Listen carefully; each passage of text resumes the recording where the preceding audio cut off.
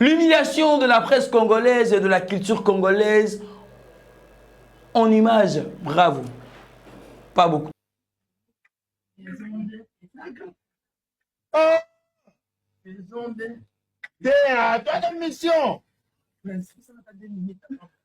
On a sani 2 minutes, on a sani une émission. On a sani. Bon, besoin on a sani nerbo.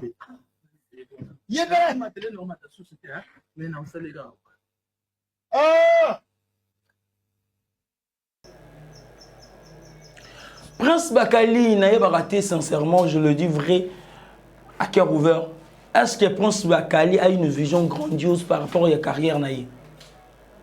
Selon vidéo Rabino Boumou na plateau ya Prince Bakali, ben sanité ya bon. Imaginez tozote ka culture na biso, tozote ka image ya mboka na biso.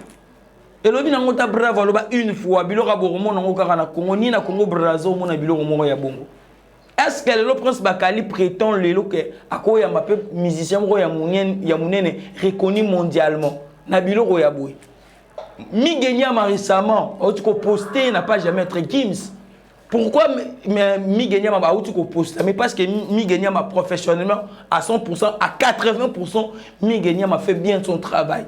Tout le monde a zizani millions sur la tendance au YAP Sarah. Mais à 80%, Migenya m'a salara moussala na très bien. Est-ce que na plateau ya Papi Moma, to na plateau ya Charles Mbouya, to ya Paulin Moukenito ya Mami Ilela, to ka ya Migenya ma, où vous allez pratiquement génération et l'eau ya bon ko salam.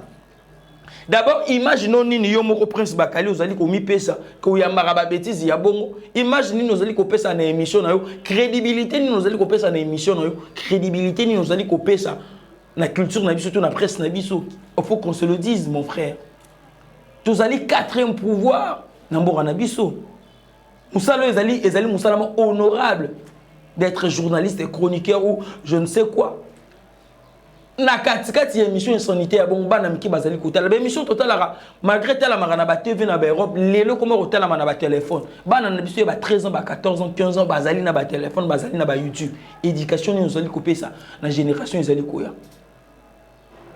Migenya félicitations à toi félicitations à ba journaliste nyonso ba sala musala malam o ba pesa ka valeur que honneur na métier biso to pone ezali noble mawa mingi Sony, na bato nyonso bazali ko ridiculiser presse oyo, bazali ko ridiculiser métier oyo, bazali ko ridiculiser la nation congolaise mobimba, surtout l'éducation na bango zali ko yebana. Souvent to yeba l'air ba tout ça na ba classe ba professeur bané ko yebisa biso, to zali ba ambassadeur ya ba famille na biso. To zali ba ambassadeur ya moko na biso par rapport ya o to zali lelo koteka. Est-ce que 20 ans après Prince Bakali ko zala fier ya rolakisa bana na yo ke film porno et salamaka na plateau na yo bravo to komi na sukati yo bolingo ça film porno te na kobate bu s'abonner massivement biloko bongo okomona ngo jamais.